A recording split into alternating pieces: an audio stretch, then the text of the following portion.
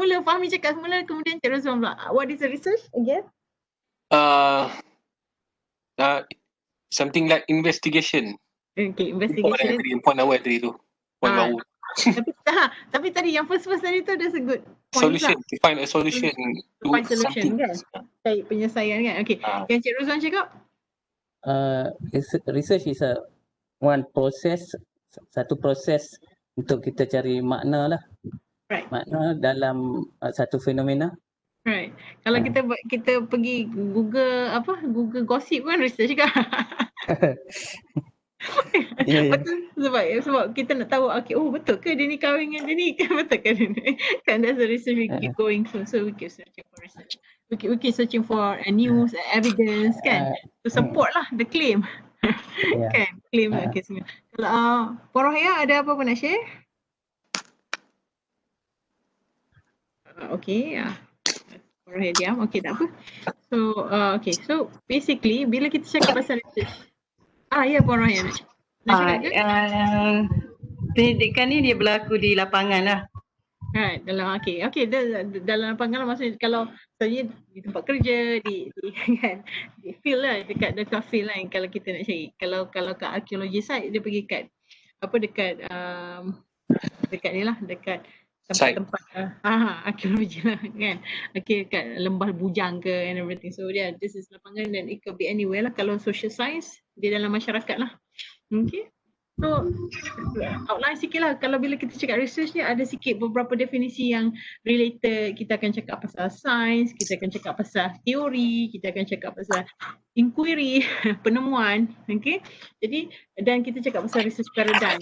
Sebabnya bila kita ada research, kita nak buat suatu research, kita selalunya based on paradigm. Paradigm ni ialah cara kita lihat sesuatu perkara dalam lensa manalah, world view. Orang kata world view, pandangan dunia ataupun kacamata kita. Dalam world view kita ada banyak lah. Dalam sini logical positivism, post positivism, dia banyak dari segi filosofi ya, pragmatism. So maksudnya kalau kita berpegang pada logical positivism punya paradigm, kalau kita lihat dunia ni dari segi logical positivism, kita hanya ada satu penyelesaian lah ke arah satu masalah. Dan dia ada satu benda tu, cara kita melihat dunia lah. So, kalau kita jenis mengambil pendekatan social constructivism, cara kita punya data collection pun dah lain. Pragmatism, transformative lagi lah. Okay. Dan kemudian kita ada sikit lah karakteristik research, dan at the end research process. Jadi Cik Rizwan kata research is a process. Yes. And then during process kita ada and proses untuk mencari solution macam yang Fahmi cadangkan, ataupun suggested solution, walaupun tak semua, mungkin kita dapat one piece out of the whole problem. Kita dapat satu solution. Okay. Alamak, mana tak gerak. Okay, yang ini kadang-kadang logical positivism dengan post positivism ni kalau dalam setengah buku dia gabung.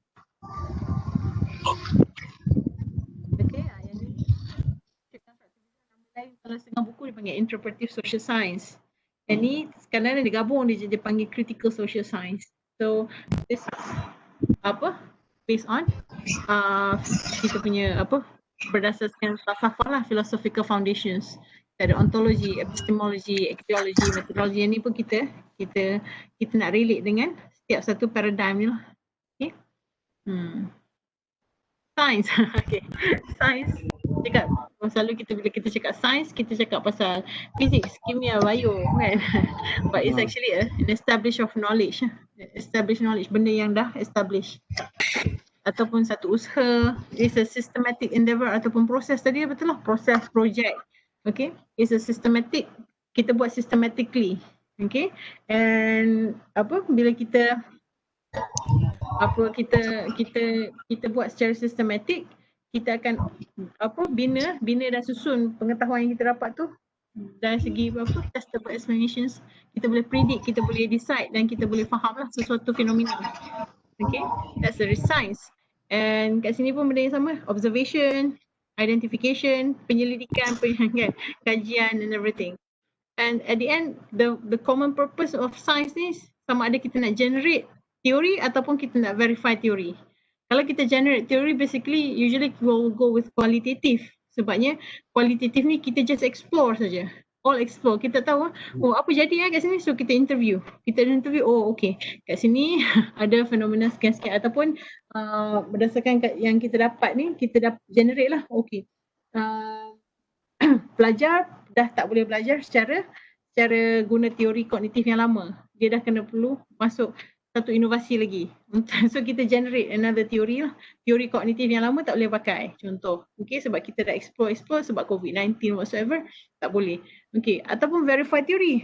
Sebab kita still kata, okay, kita ada teori. Ini teori apa? Cognitive behavior. Ataupun teori environmental analysis adalah strategi management kan. Dia kata, okay, teori ni kita collect data.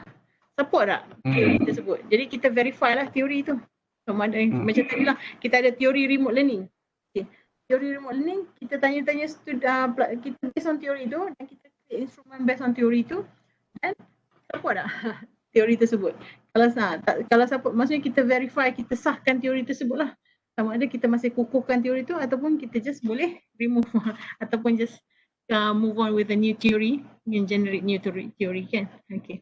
That is bila kita verify, kita selalu dah guna kuantitatif sebab kita lebih banyak sahkan. Setuju tak setuju? Jadi anda setuju tak dengan keadaan ni? Okay, jadi anda sahkan teori tersebut.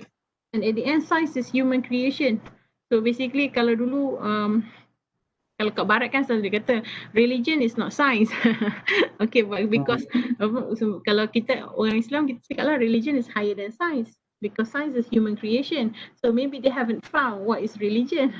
Okay, ataupun the concept of God tu kan. So benda tu yang dia ada yang kita boleh, maksudnya kita masih boleh diperbaharui lah semasa ke semasa. Okay, pseudoscience dengan junk science dengan real science ni saya tak mau komen sangat sebab dia just different names of science. Tapi this is a Newman book and you have that textbook pun. Okay, so kita nak kata junk science, pseudoscience ni itu apa masing-masing pendapat lah. Tapi majority sekarang ni dah terlalu banyak science. kita nak betul really make sure which is real science. Junk science pun bukannya it's not a bad science, tapi ada setengah orang kata, okay, there's no such thing of global warming. Ni Trump lah. Kalau Trump kata, there's no such thing of global warming. Okay, so public akan kata, itu junk science lah sebabnya. Dia suka hati dia kata global warming tak ada. Ataupun bumi ni rata, bumi ni flat. That's a junk science. Sebabnya memang kita faham kata bumi ni bulat. Okay. Pseudoscience ni benda yang dia body dia ideas and everything, tapi dia tak buat secara ikut systematic dan tak, bila kajian tu tak menyeluruh, so kita tak boleh nak kata dia pure science lah. Pseudo tu benda yang kita kata palsu. Science palsu ataupun science yang suam-suam kuku. Okay. Okay, so this is different names because of sekarang ni ramai orang buat research, ramai orang kata this is science and everything. So here comes the word lah, junk science lah, pseudo science lah, real science lah. Even kalau jurnal artikel pun kadang-kadang kena berhati-hati sebab sekarang jurnal artikel banyak buat duit. So apa yang dia share tu mungkin tak se-rigorous sepatutnya lah, tak kualiti tu tak bagus. So dia lebih kepada pseudo science lah. Okay, ada setengah memang dia tak capai tahap tu. Sebab tu saya really nasihatkan cari jurnal yang betul-betul ada systematic punya. Dia tunjuk macam mana dia collect data, dia tunjuk data dia, macam mana dia analyse, dia explain sikit macam mana dia analyse. Okay, sama sekarang ni just sebab the pressure to present, to publish paper pun banyak. So itulah yang jadinya isu pseudoscience and everything yang tak rigorous. Okay.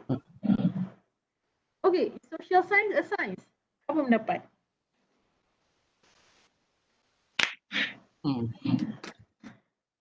Sebab tadi kita kata science is a body of knowledge kan? So ni social science. Maybe science juga. Yeah, okay. This is a study of human behavior. Right. Maybe lah. Yeah, okay. So it is a science lah. So cuma bila social science we study masyarakat, we study human behavior, we study what things happen. Say that again? They involve society lah kan? Yeah, society, with social, right?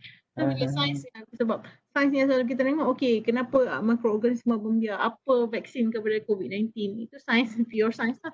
Kita nak really understand phenomena. So kita pun bila kita understand masyarakat, it's a social science, it's a science.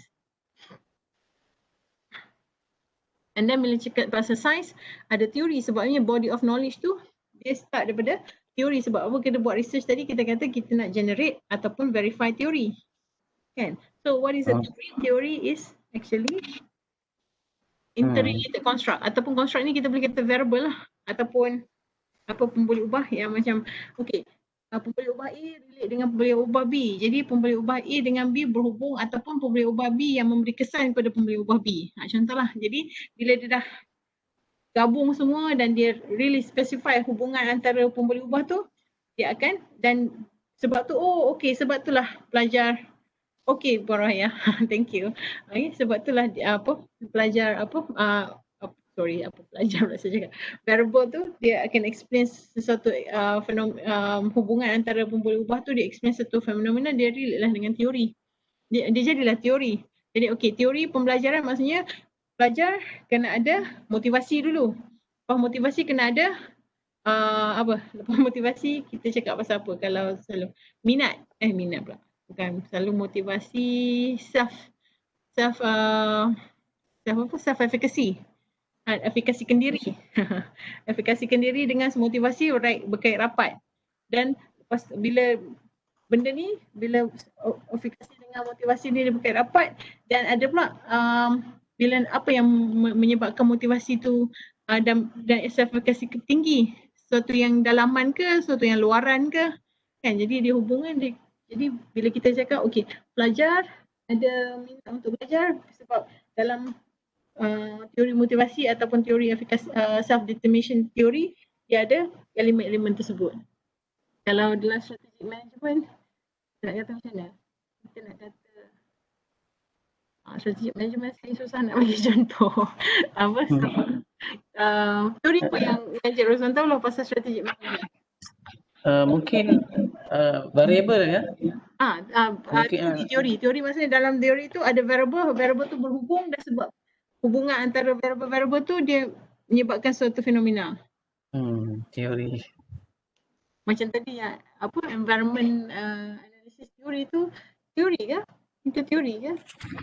Tu saya tak pasti tu Doktor. Okey, kita apa. Teori dalam saya cari teori tu. Ya. Sebab teori ialah suatu konstruk lah yang kita berhubung bila dia menjelaskan suatu fenomena. Okey. Macam contoh, sebab banyak pencemaran, banyak penggunaan gas-gas beracun, sebab itu ada global warming. Kan? Global warming lah pula. Okay. So kita boleh fikir teori ni macam peta. Peta yang boleh tolong kita faham sesuatu benda dengan mudah. Kadang-kadang disimplify lah kompleksiti yang berlaku tu dalam masyarakat. Kalau kita cakap social science, kita cakap masyarakat. So dia dah simplify dan dia bagi connection. Dia explain lah kenapa sesuatu perkara berlaku. Okay, so kita boleh kata dia macam peta. Kalau peta UUM dulu ni peta UUM lama ni. Apa dah ni. Okay, jadi maksudnya macam mana daripada Pak Gad nak ke pendidikan. Pendidikan dulu tak ada tau, dia BKBM sebab kita combine. Okay, ni kita bangunan kognitif dan bahasa moden. Dulu kita punya sekolah kognitif dan bahasa moden. So pusat bahasa tu. Dulu pusat bahasa dulu. Tak boleh. Sekarang tak lagi dah ada. Sekarang ni kita asing lah. Kita pusat bahasa dia jadi SLCP. Dah jadi SOE, SEML lah. Tak lama lagi jadi SOE sajalah, School of Education saja. Okay.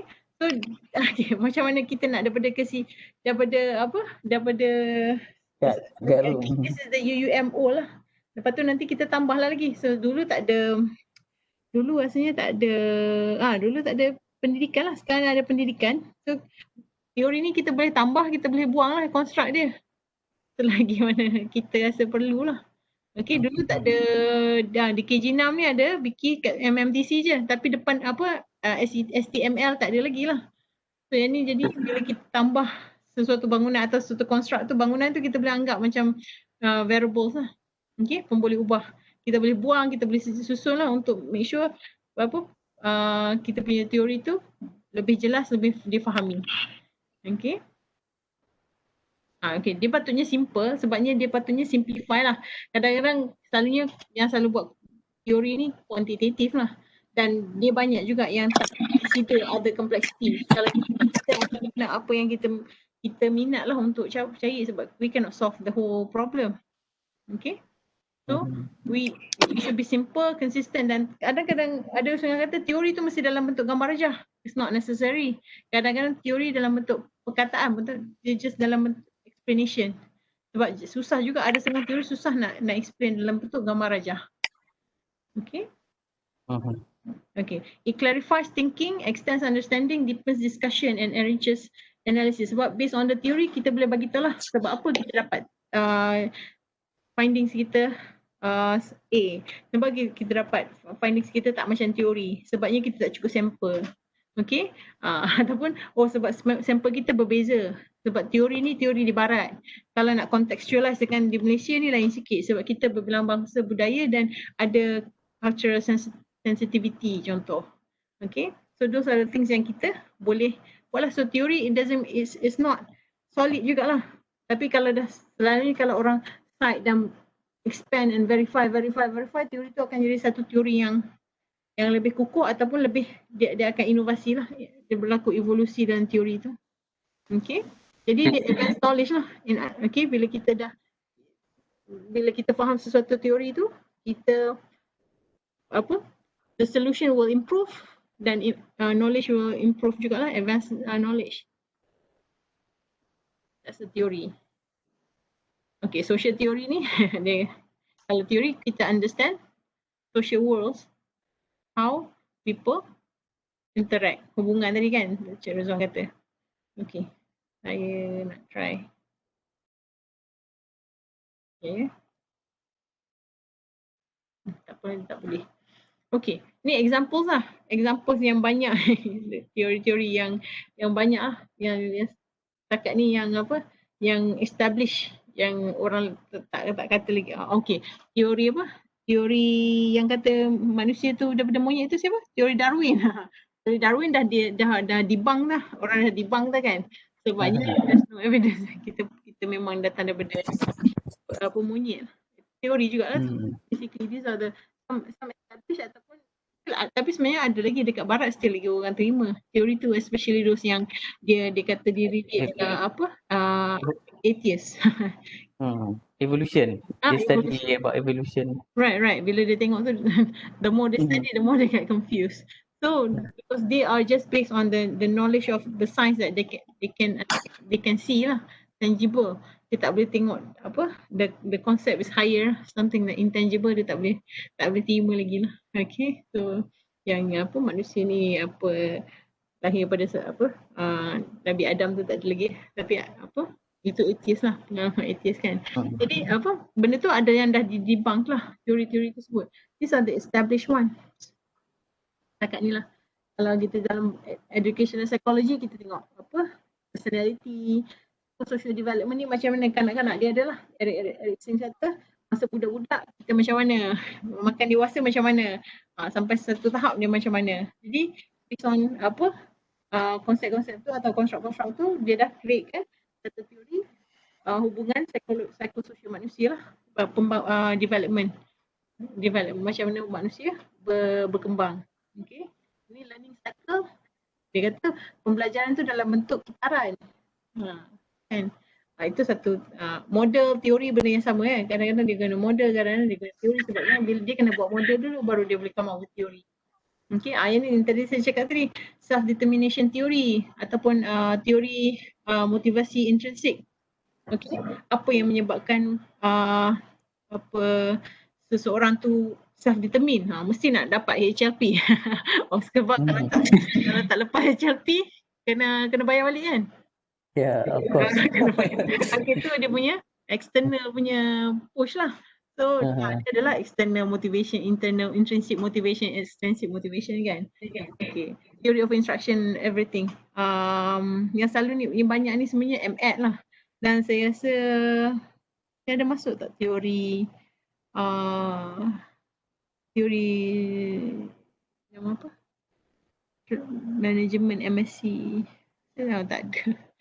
Ada manajemen tak nak saya. Sebab saya tak biasa. Tapi bila hopefully the idea-nya ialah bila kita faham apa teori ni basically macam mana suatu construct atau boleh ubah berhubung rapat lah. Dan benda tu kita dapat explain certain phenomena.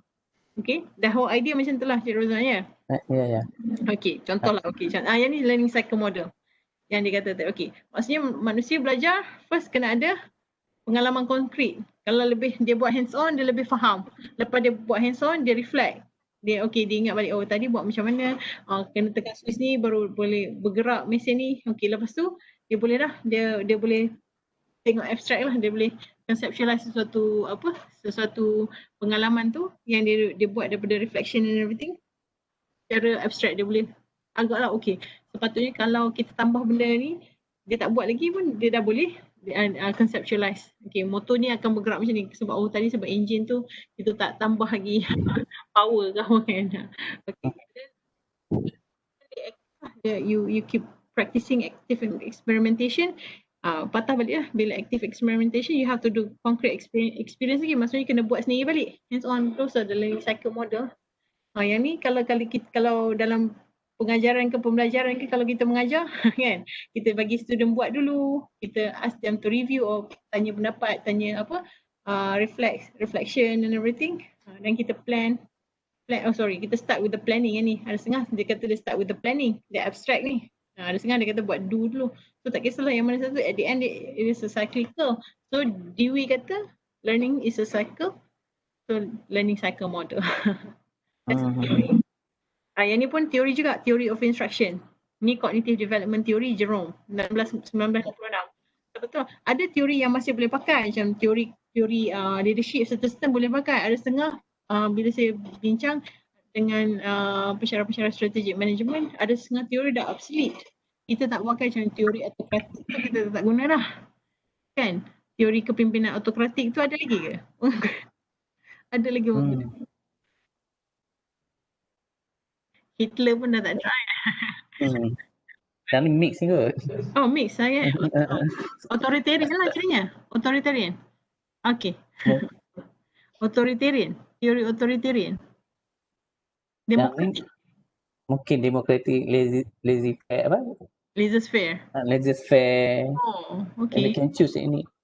Oh, okay. So, tengok kadang-kadang kalau pengetua tu laissez-faire relax sangat tak? Relax sangat dah.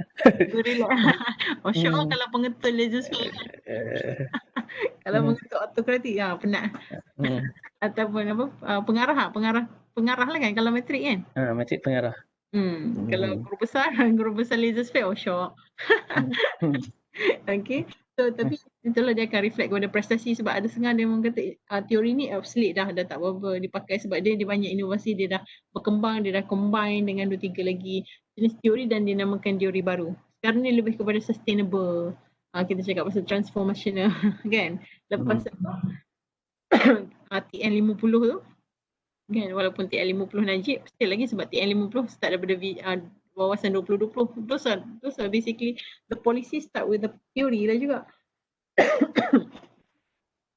Okay, ini learning modes lah. Ini dia kata theory of instruction. Dia kata dulu masa kita baby kita belajar move through movement, action, kena pegang buku, kena tengok gambar yang warna-warni. Lepas tu bila kita dah pegang tu kita dah boleh tengok lah pictures, kita tengok gambar, kita tengok icon dalam bentuk diagram. Lebih mudah faham lah kalangan budak-budak kita dalam bentuk diagram.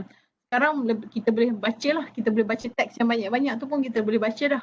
Great for research. So this is learning modes. Tapi sekarang ni ada yang kata sekarang ni pun disebabkan remote learning, kita balik kepada semua balik kepada iconic sebabnya how to really engage learners kita. Kalau kita bercakap ataupun kita bagi teks saja ke, imagine kalau saya bagi online learning, saya baca kita buat webex ni saya penuh dengan words.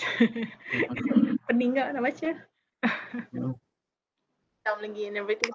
So some of the theory of instruction mungkin hanya sesuai untuk face to face medium, for example. Okay, so maybe for me I don't know. So cabaran remote learning sebab apa? Dia tak sesuai dengan theory of instruction. Sebab cognitive development theory kita start kena based on elective, iconic, symbolic. Kan sekarang ni memang iconic saja. Orang dah tak larat banyak sangat cognitive overload. So, kena cari teori lain kan, relate dengan remote learning kan. Tak tahu tak, mungkin teori remote learning memang dia ada teori baru ke? So I have to check sebabnya theory of instruction learning ni I have a feeling macam dah jangan pakai. Ya. Okay, so but this is one example of theory lah. Tapi dulu dia mesti lah teori Bruner ni. Teori Corona. Inilah teori extrinsic motivation. Yang ni kalau Puan Rahaya tadi dah balik dah kan, dia she's joining us lah. Yang ni I think kalau relate dengan Puan Rahaya punya study lah. Kan self determination. Kalau nak buat sebabnya self determination tu determination tu kita kata semangatkan diri ke? Maksudnya dia determine lah dia nak buat kan. Maksudnya dia sebab apa? Dia sebab kena ada motivation dengan extrinsic motivation. Mula-mula tak ada motivasi kat sini. Lepas tu ada extrinsic motivasi. Adalah something external lah, macam saya kata tadi, kenapa kena ada HLP kan, untuk recognition, untuk naik pangkat, untuk apa, supaya tak kena bayar balik whatsoever. And then intrinsicnya of course because I really want to improve myself. Kan? Okay, jadi mungkin tadi Puan Rahaya mungkin kita boleh relate dengan kualiti kerja guru lah. Kenapa? Apa yang menyebabkan guru tu bermotivasi untuk meningkatkan kualiti? Dia kat mana? Dia tak ada motivasi ke?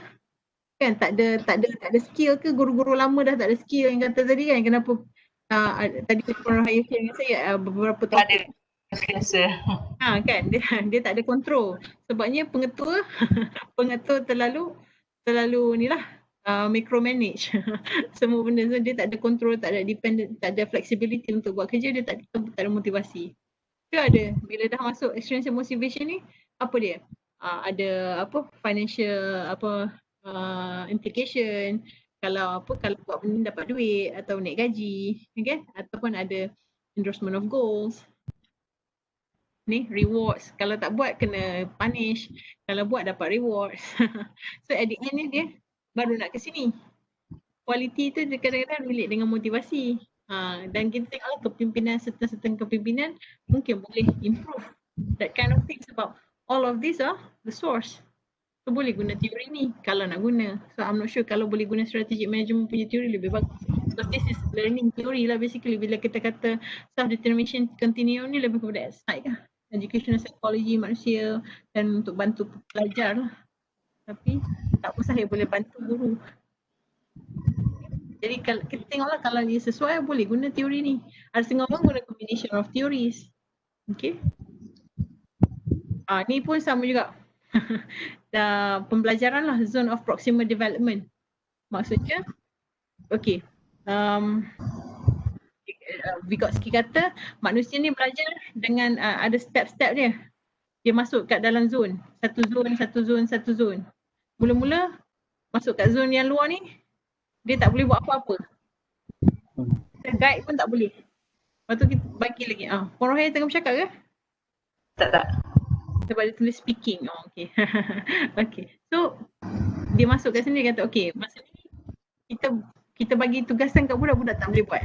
Kemudian, bila kita tolong, makin lama makin tolong guru pun improve, bagi tukar learning teaching strategy sikit, student dah masuk zone ni. Zone of proximal development. Mungkin maksudnya dia punya dia dah punya development tu dah clear lah kalau dia boleh buat sesuatu dengan bantuan. Okay, dengan guidance. Okay, kita masuk bab ni, kita bagi sokongan lah. Sebab kat sini kita tak bagi apa-apa, buat sendiri lah. Dia tak masuk. Ataupun dia guide tapi tak cukup. Okay, bila dia masuk bab kat zone of proximal development ni, kita bagi, dia dah boleh buat sendiri. Sampai lah dia buat independently, can do independently. Tahu tak Bloom taxonomy? Okay, Bloom taxonomy C1, C6 tu kan? Ya. Kan yang tu dia orang kata itu start dengan ni lah. One of the thing memanglah Bloom yang buat, tapi based on teori banyak lah. Salah satunya teori ni lah. Sebabnya daripada macam teori yang tadi tu pun daripada senang ke susah, daripada tak boleh buat terus independently. Those are the things lah yang dia related dengan teori. Okay. Ni teori model. Dia bukan teori. Dia model parenting styles model. Jenis-jenis keibubapaan. Jenis-jenis ibu bapa lah kan. Dia ada kan. Kalau kepimpinan pernah ada tak? Boleh buat dalam bentuk kuadran ni. Pimpinan Kalau kepimpinan lah. Style kepimpinan kan. Kan ada kita lah kepimpinan transformasi, sebab saya tak pernah nampak lah orang buat kuadran sebab terlalu banyak kot teori kepimpinan. Nanti jumpa dengan Dr. Siti Nur lagi macam mana. Tapi kalau ni teori kita tahu kalau ibu bapa dia ada 4 ni ataupun dia combine.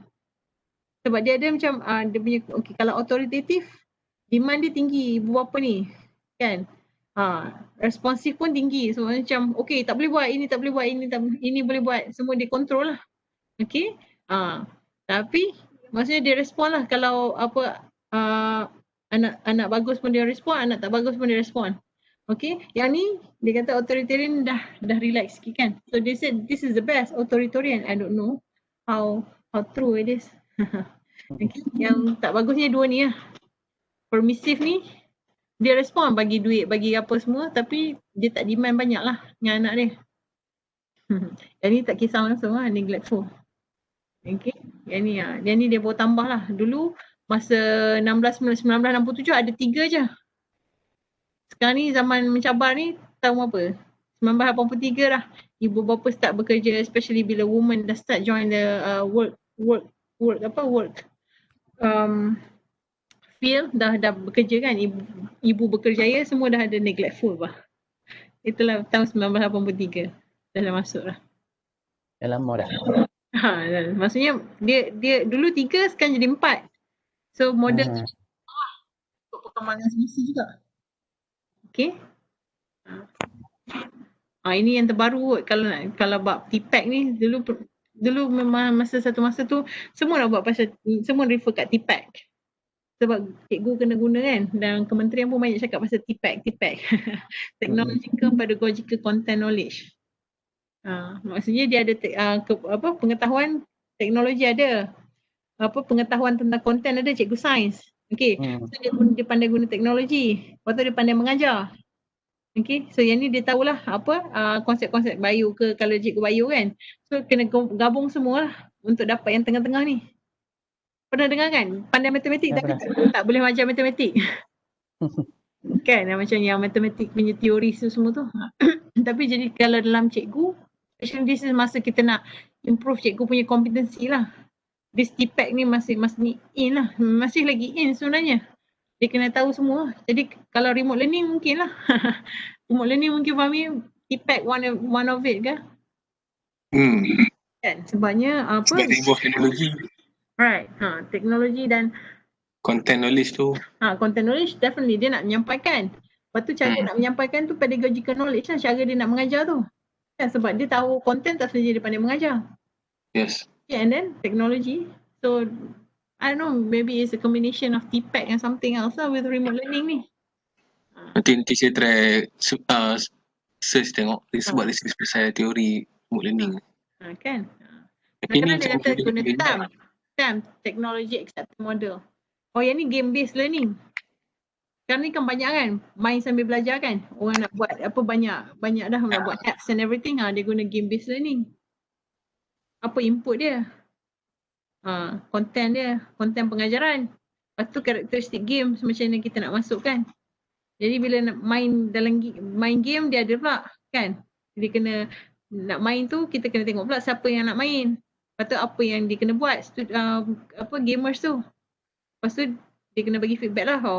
Kalau guna certain butang ni tak boleh tak bagus ataupun boring ataupun kena tambah lagi. So it's cyclical and at the end dapatlah apa yang kita nak hasilkan. Learning outcome untuk game tu. Okay. So this is the masa ni tahun 2004. So sekarang ni mesti ada lagi advance lah teori ni. Ni sebab masa ada satu semester tu saya mengajar memang IT. IT, so memang banyak IT lah pasal IT. E-learning, ni holistic approach for e-learning accessibility.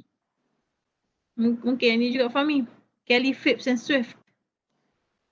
Yang ni e-learning system punya theoretical framework ni dia kata siapa dia customer, siapa supplier. Yang ni lebih kepada macam masa tu kita nak decide nak guna VLE Frog. Ingat tak? Frog tu ada sekarang dia tak guna dah sekolah ke? Kan tak guna dah sebab dia guna ganti Google kan. Sebabnya supplier hanya satu lah dan memang tak susah lah VLE Frog tu katanya kan. Bila feedback. Puan Rohaya guna ke VLE Frog dulu kat sekolah? Sekolah Puan Rohaya kena guna? Pernah guna. Kan sekarang dah tak guna kan? Mungkin lah based on e-learning system ni dia kata okay buat apa VLE Frog tu dah tak sesuai lah untuk certain instructional strategies. Tapi kalau in Dia term of menarik. remote learning kan ada. Apa dia? Kalau in term of remote learning saya rasa Kelly punya holistic approach ni lagi suits kot. Kan yang ni sebab yang ni lagi sistem. Yang ni lebih kepada ni lah e-learning ni keboleh akses. Sebab kalau sekarang ni mungkin kita tengah cakap pasal kalau sekarang student tak masuk kan COVID-19, tak masuk universiti yang dalam berita pun banyak sebab accessibility problem. Tapi sebab tu kita tak kata e-learning, sebab kita kata remote learning. Sebabnya ada juga cikgu yang dia post pensyarah, dia post bahan, dia print dia post dekat yang tak boleh nak dapat e-learning tu. So sebab tu dia tak mau guna e-learning, dia guna remote learning. Ya. So mungkin lah kalau mungkin memang ada satu teori kata e-learning ni satu, remote learning is a different thing. Sebabnya dia belajar tak semestinya dia guna internet lah. Atas talian. Ya. Okay, dalam talian ke atas talian? Yang ni teori bahasa lah. Tapi kan ni teori ni senang nak faham juga. Tengok macam mana dia berkembang teori ni. Daripada mula-mula dia kata kalau kita belajar bahasa, kita kena tahu apa bahasa tu lah. Pengetahuan bahasa, apa tu kompetensi untuk bahasa. Kemudian kita kena tahu structure knowledge of the world. Maksudnya kita kena tahu apa macam mana kita nak analisis, macam mana kita nak faham sesuatu budaya. Kemudian ada strategic competence. Okay, dalam situasi apa kita nak guna. Okay. Kemudian adalah psikologinya. Kemudian kita tengok ni strategik ni kita punya strategi. Strategi kita nak guna dari segi verbal ke, daripada segi eye contact ke, dari segi penulisan ke. Dan yang ni context of situation lah, dalam situasi apa? Situasi akademik ke, situasi relax je ke, situasi interpersonal yang cakap dengan jiran ke. Inilah bila kita communicative language ability, kemahiran berkomunikasi. Sebab dia consider benda-benda ni lah. Kan kita tengok yang ni arrow dia pergi satu je. Kepala arrow ni pun dia ada maksud. Arrow ni pergi ke satu maksudnya yang ni akan menentukan yang ni. Tapi kalau dia kata arrow dua ni maksudnya dia saling berkait lah. Inilah kalau kita buat correlation kita guna arrow, double headed arrow ni lah. Okay.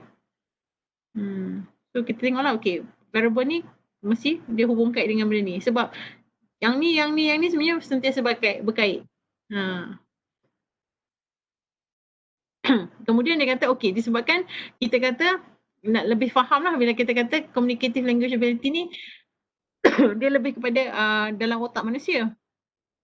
Kan? Lepas tu sekarang strategic competence dia dah seorang dia. Lepas tu kat luar ni dia dah keluar construction of language. Dia tengoklah kat mana kita nak guna, kat mana kita nak jadi context situation dah dikeluarkan dalam dari segi strategi lah. Luar daripada strategi. Lepas tu dia kata sebab kita kata bila communicate kita ada dua orang. So adalah dua otak. So dah makin 2010 dia kata yang ni bagi input. Okay. Dia masukkan semua, dia keluarkan, yang ni pula terima. So ada dua lah. Jadi makin lama makin berkembang lah teori communicative language ability ni. Sekarang ni kat sini pula dia ada lah. Dia ada personal attributes. Dia kena tengok juga orang tu macam mana nak bergaul dengan seseorang tu. Kalau dia jenis macam extroversion, lah dia memang ramah and everything. Kalau dia jenis introvert, Cikgu macam mana kita nak bercakap dalam situasi macam tu. Okey. Ini dia katakan teori berkembang lah. Okey, yang ini dalam language knowledge ada apa sebab yang ni masa saya mengajar geng TESOL. Sebab saya pun ada background TESOL. Sebab tu masa strategi management ni saya blur sikit. Saya tak kenal. Sebab selalunya Dr. Ishak Sin ni ajar. Saya kata tu. Dr. Ishak Sin memang orang manajemen lah. Jadi saya cubalah apa yang patut. Tapi maksudnya dalam konteksnya teori ni ialah macam mana pun boleh ubah berhubung untuk develop untuk understand sesuatu perkara lah. Jadi doktor, Ya. untuk strategic management ni saya kena dapatkan teori untuk penjelasan ni kan? Teori maksudnya teori apa yang selalu kita guna kalau tadi selalu teori kepimpinan lah. Dia mesti ada teori kepimpinan ke, teori strategic management ke. Sebab saya cuba Google dan saya cuba nak tengok buku, saya tak boleh dah buku. Tapi saya cuba Google, terlalu banyak. Dan saya tak tahu yang mana satu, ada setengah yang memang dah obsolete. Yang memang tak pakai lah. Bila saya bincang dengan penyelaras MSc Dr. Muazzam lah. Dia kata memanglah cabaran sebab bila satu kena buat research method. Jadi itu yang saya kata okey, sekarang ni kita cari dulu artikel lah. Artikel yang sesuai. Kena pandai cari artikel dulu. Mungkin jumpa kot nanti. Kan? Kalau tak buku teks mesti ada cakap. Kalau buku teks yang Dr. Siti Nur suggest tu mesti ada salah satunya, dalam tu mesti ada banyak. Ada satu cakap pasal teori je. Jadi nak sebab ada yang dia orang share pun tak apa nak ada yang beberapa orang yang saya jumpa pun dia share, saya tak apa nak tengok, nak faham lah apa teori dia sebab dia tak highlight. Kadang-kadang dia mention pun cukup lah. Macam tadi tu dia cakap environmental analysis theory. Lepas tu saya baca-baca macam environmental analysis tu dia bukannya teori. Dia dalam dia ada model-model. So dalam model-model tu lah kot. Kan tadi dia ada model kognitif lah, model based on organisation lah. Kan? Itu kita start dengan teori selalunya bila kita guna kaedah ni lah. Apa-apa sebenarnya kita start dengan teori, walaupun dia orang kata kualitatif ni janganlah kita guna dengan teori. Sebab kalau kita tak ada teori jenuh juga kita nak decide teori terus kan. Jadi saya cadang kena faham dulu apa teori. Kalau management teori mungkin banyak lah. Okey. Dalam management kan. Management teori dia cakap macam mana? Contoh theory of scientific management, bureaucratic theory of management, ini semua Max Weber. Tu saya kena study dulu. Okey. Macam pernah dengar nama tu. Nanti boleh share tak? Just copy paste sikit, tangkap sikit snapshot ke? Teori tu kalau dia ada dalam bentuk gambar raya ataupun dalam bentuk penulisan pun tak apa. Dia share dengan dalam group. Sebab okey, kalau macam ni dia yang ni teori jugalah ni, basically Cummins teori ni. Dia kata kalau kita BICS ni cara kita belajar bahasa lah. Kita basic interpersonal. Kalau kita guna dalam situasi interpersonal ataupun harian. Dan ni bila kita guna dalam akademik. Akademik punya konteks. Dia ada macam ni juga. Dia ada macam variable dia. So dia bagi tahu lah, okey kat sini kalau kita guna BICS, kita tak guna kognitif yang banyak sangat. Jadi dia tak demand. Okay, dan contoh kalau kita guna telefon conversation, kita tak ada read konteks. Kita just cakap okay siapa ni semua, kita tak perlu sesuaikan lah. Okay, dekat dengan berbanding dengan kat pasar raya kan, ataupun dekat sesuatu face to face lah. Sebab tu yang ni sekarang ni pun kita konteks reduce juga ni. Kita bercakap saya tak kenal, saya tak jumpa, tak nampak kan. So I'm not sure lah macam your expression pening ke tak faham ke. So it's really hard, it's context reduce lah. Okay. So bila CAP ni bila kognitif ada akademik, bila kita dalam kita guna akademik punya language proficiency, memang kat sini okay, kognitif dan demanding sebab bahasa-bahasa dah aras tinggi kan. Lepas tu bila konteks reduce ni lagi lah, kita tak tahu konteks apa dia bagi. Okay, dia tanya je soalan ABCD macam soalan fakta, kita just jawab. Yang ni dia kata bila konteks embedded ni dia lebih kepada performance lah. Bila kita bagi suruh student demonstrate, eksperimen, dia dah masuk kat kuadran ni lah. Saya rasa dalam strategi management pun sepatutnya ada macam ni lah, ada kuadran macam ni. Ada dia punya cara penyampaian macam mana variable dalam strategic management berhubung. Sebenarnya sepatutnya kalau strategic management dia adalah kan apa dari segi pelaksanaan perancangan. Perancangan kita nak rancang sepatutnya ni saya cakap based on experience saya jadi jawatan kuasa dan join meeting perancangan strategik lah. Okay. Kita ada apa tugasan sesuatu organisasi dulu. Siapa yang terlibat? Stakeholders. Sepatutnya dia ada benda-benda elemen-elemen tu dan dia akan keluarkan satu model lah. Yang mana satu yang akan mengakibatkan sesuatu benda ataupun yang mana satu akan berhubung dengan suatu construct. Kalau Cik Rozan boleh carilah gambar yang macam tadi tu apa teori management ya? Teori management. Cari gambar ke ataupun cari bahan ke boleh share sikit sebab saya duk baca memang apa yang tadi tu saya baca environmental analysis tu pun still confusing. saya tak rasa dia satu teori. Dia hanya kita analisa persekitaran. So based on siapa stakeholder, siapa pemimpin dia, siapa yang dipimpin kan. Apa resources. Sebab tadi dia kata RVB, resources RBV, resource based view apa benda kan. Lepas tu apa position dia, middle ke apa kan. Mesti ada teori yang betul-betul detail lah dan kalau strategi management. Tapi ada salah satu artikel ni di bawah theoretical background. Okay. Strategic management theory ada dia mention juga closely tied to the RBV. Okay. And view of the firm.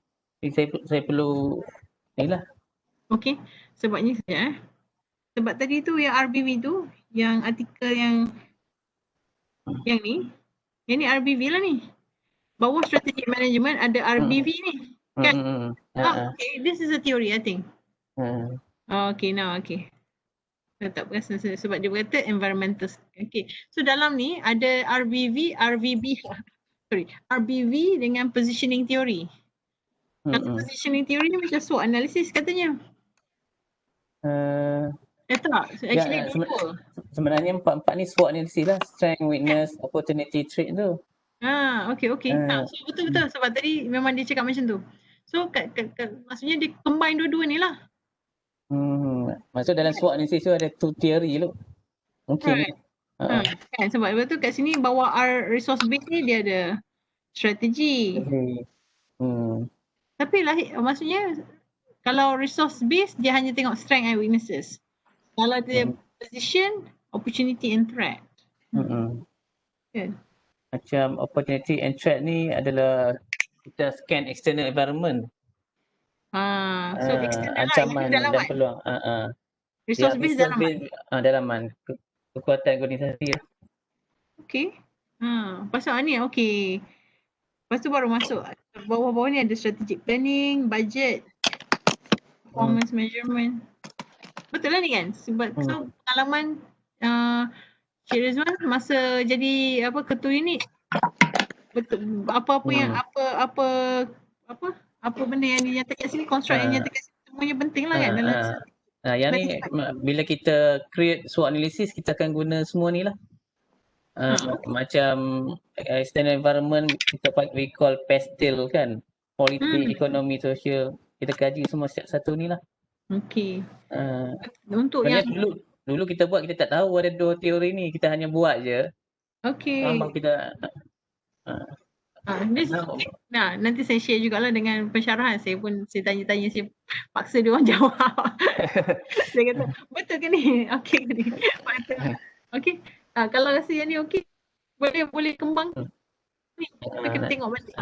Kalau boleh tengok, sekarang ni boleh cari resource based view theory lah. Tengok apa artikel yang guna resource based view theory dengan positioning theory ni lah untuk strategic management. Tengok. Cuba refine keywords yang search lah. Okay? Okay, menarik. Saya boleh guna ni untuk masuk dalam slide. So first sebab nak cerita dari segi management kurang experience lagi, ni first time lah. Okay, this is good. Sebab tadi saya terlepas pandang teori ni, saya duk baca resource based view je. Okay, tapi bila tunjuk benda ni saya ingatkan ini ialah environmental analysis theory yang dia kata tu. Rupanya dia just it's actually combination of both. Okay, Okay. Dan nanti saya share dekat doktor satu lagi dia punya kenaan dengan teori sajalah untuk saya dah jumpa dah tadi. Okay, so this is a good place to stop sekarang ni. Hmm. Sebenarnya kita ada lagi dalam berapa belas lah. Just nak masuk paradigm tu kan. Tapi kita nak, sebelum nak cakap paradigm tu kena cakap teori sikit. So yang ni dah, it's a good place lah to think about theoretical framework. Nak guna apa? Contohnya kenapa ni nak guna teori apa? Kalau Cik Rozan nak guna apa, Porohaya nak guna apa? Porohaya boleh ke guna self-determination theory tadi? Ataupun ada lagi teori, memang teori kepimpinan yang sesuai lah. Macam tadi apa, yang suggest tu teori kepimpinan kreatif tu katanya sudah berkembang jadi teori kepimpinan transformasi dengan Lestari. So mungkin that's when Puan Rohaya kena banyak bacaan sikit lah untuk nak decide betul ke masih boleh guna lagi ke teori kepimpinan kreatif. Doktor? Ya Fahmi. Slide ni doktor upload dalam OL tak? Dah lagi tak masuk dalam OL, masuk dalam WhatsApp tadi. Oh okay. Fahmi tolong download saya sebab slide ni tak masuk lagi dalam tu sebab minggu lepas workshop and everything, pagi tadi meeting kan, esok meeting, so saya ingat buat pagi ni. Kejap lagi saya upload. Okay. Ada dua saya masuk dalam WhatsApp. Dah masuk ke tak masuk lagi? Dah masuk dah? Masuk dah. Dalam WhatsApp. Okay, just start think about page 20. Alamak, tak ada page number pula lah, saya lupa ke. Ada yang ada yang tak ada. Okay, so this is the thing. Think of a theory or model that relates or explain your research topic. Tadi Cik Rozan rasanya kita dah dapat satu solution dah. Okay, kita try guna yang RVB tu, resource based RBV dengan positioning theory. Tak tahu lah ada lagi tak, sebab banyak analisis dah kan, SWOT and everything, how did they come with those what theory they refer to. So sekarang bukan SWOT analisis je kan, ada banyak kan. So saya tak pasti pula yang itu. Okay. Okay, tak apa. So saya just cakap based on pengalaman lepas yang banyak, sebab orang bila cakap soal Malaysia, ni lama. So yang tu lah, kalau ada yang baru lagi mungkin lah saya tak sure, tapi still refer to the theory yang sama, why not? No problem. Ni describe theory you've selected, justify the choice of theory atau teori sebenarnya kita boleh combine theories. Jadi contoh combination yang terbaiknya positioning theory dengan RPV tu lah. Okay. Kalau boleh share dengan dalam group teori, saya try lagi lah. Saya try tanya dan saya try baca lagi di. Okay, this is 302 marah Pro RC. boleh berasa lah ke kelas, dan yang ni dalam WhatsApp tau. Sekejap lagi saya show balik. Nanti saya masuk dalam. Okay Fahmi ya? Okay, sure dah. Okay. Porohaya, lagi saya tengok yang share dalam WhatsApp tu. Okay, nanti kita sambung sikit paradigm. Tapi paradigm tu pun baca sendiri sebabnya dia banyak. Jadi nanti dia akan jadi very dull if I'm the only one who's talking. Okay? Alright, Doctor. Okay, Assalamualaikum. Okay, thank you. Alright. Bye.